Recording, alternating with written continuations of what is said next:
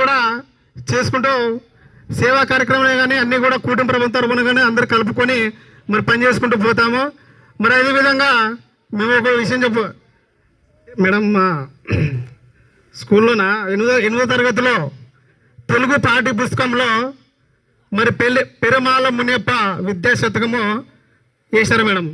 ఒకసారి చదువుతాం మేడం. గంట కాలం గడిచిన గతమందు గతము గతమే కానిది ఎట్లా కలిసి రాదు, గంట కాలం వృధాగాక గడప కీవు విద్య నేర్చుకో బ్రతకంతా వెలుగుపో.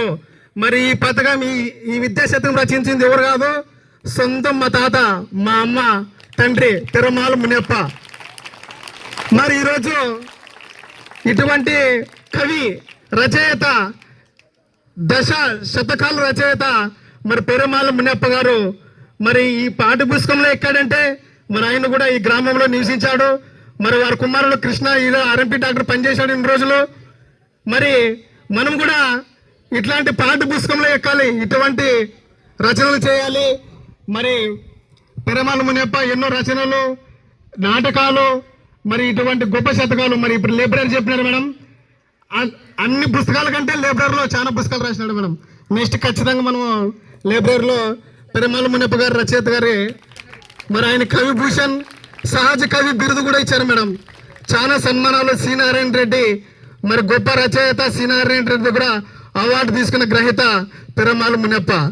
మరి అదేవిధంగా డాక్టరు, ఆయుర్వేదిక్ డాక్టరు, మరి ఇటువంటి గొప్ప వ్యక్తి మరి ఈరోజు పుస్తకాలంలో ఎక్కడ బుక్కలోకి ఎక్కినాడు. 8వ తరగతి తెలుగు పాఠ్య పుస్తకంలో మరి విద్య నేర్చుకో జీవితం వెలుగుపో. కాబట్టి విద్య అనేది ఎంత అవసరమో మరి గుర్తించి ప్రభుత్వము మరి పాఠ్య పుస్తకంలోకి ఎక్కించారు. కాబట్టి మీరు కూడా చదివి మరి ఆ పాఠ్య పుస్తకంలో కాదు, ప్రతిదీ కూడా ఊర్లో 100 మందిలో ఒకరు కాదు, 100 మందిలో ఒక్కరు ఉండాలా. అటువంటి పేరు తెచ్చుకోవాలని కూడా మనకు ఉద్దేశము. మరి బిల్లెకల్లో మెయిన్గా అక్షరాస్యత మరి చాలా తక్కువ, జీరోగా చెప్పాలంటే. దాదాపుగా 4,000 జనాభాలో మరి 4గురికి జాబ్ వచ్చిందంటే మనకే సిగ్గుచేటు. కాబట్టి ఇంటింటికి ఒక ఉద్యోగం సాధించాలని పట్టుదలతో సాధించి మరి ఈరోజు ఆ విధంగా చదువుకొని మరి ఆ విజయాలకు తీరాలి మీరు. కాబట్టి ఇప్పుడు మనము ఎన్నో నష్టపోయామో, కానీ ఇప్పుడున్న పిల్లలకి ఎన్ని సదుపాయాలు ఇస్తుంది గవర్నమెంట్. అన్ని ఫ్రీ, బుక్ ఫ్రీ, బట్టలు ఫ్రీ, భోజనం ఫ్రీ. మనకి చదువుకోవడానికి తల్లికి వందనం డబ్బులు. మరి ఇంతకంటే మరి తల్లిదండ్రులు ఎందుకు సహకరించట్లేదు పిల్లలకి అర్థం కావట్లేదు. మరి ఈరోజు ఈ మీటింగ్